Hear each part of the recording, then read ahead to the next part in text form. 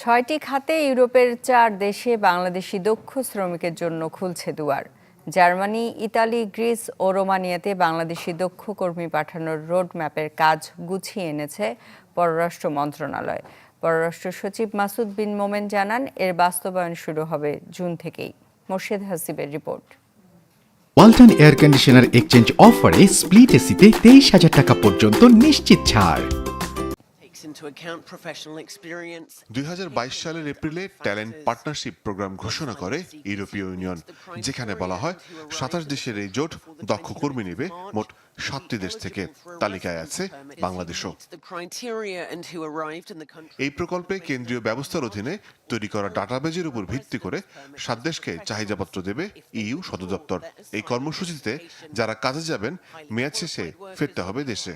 অগ্রাধিকার পাবে তথ্য প্রযুক্তি, কেয়ার গিভিং, নির্মাণ শিল্প, ট্যুরিজম ও হসপিটালিটি, কৃষি ও কৃষিপণ্য প্রক্রিয়াজাত, জাহাজ নির্মাণ ও তৈরি পোশাক শিল্প। বাংলাদেশ কিভাবে এই সুযোগের সর্বোচ্চটা কাজে লাগাতে পারে তা নিয়ে কাজ শুরু করেছে পররাষ্ট্র মন্ত্রণালয়। সম্প্রতি হওয়া আন্তঃমন্ত্রণালয় বৈঠকে তৈরি করা হয়েছে রোডম্যাপও, যার জন্য মিলবে 3 মিলিয়ন ইউরো। জুনের মধ্যে আমরা এই রোডম্যাপটা আমরা ফাইনালাইজ করব এবং ইমপ্লিমেন্টেশনে যাব। এটা তো এক ধরনের পাইলটই বলা যায়, তাই না?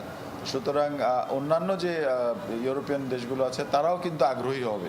ওয়েল্ডিংয়ের খুব ডিমান্ড আছে, কারণ শিপ বিল্ডিংয়ের দুইটা একটা বড় ইয়ে আছে, একটা হলো ওয়েল্ডিং আর বাট এগুলো খুবই highly advanced level of welding. ওই মেশিনটাও সবসময় যে আমাদের আছে সব জায়গায় তাও না। আরেকটা হলো যে পেইন্টিং।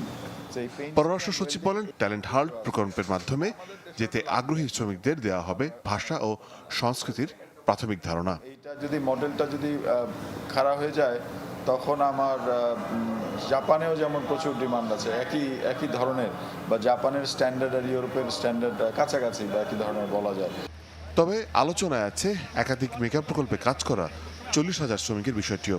এরই মধ্যে হাঙ্গেরি থেকে চাহিদা আছে রূপপুর পারমাণবিক বিদ্যুৎ কেন্দ্রের শ্রমিকদের। Very good.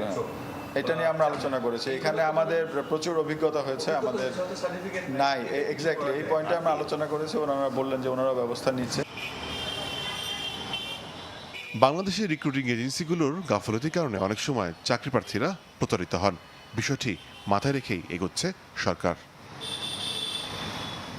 Morshed Hasib, channel 24, Dhaka.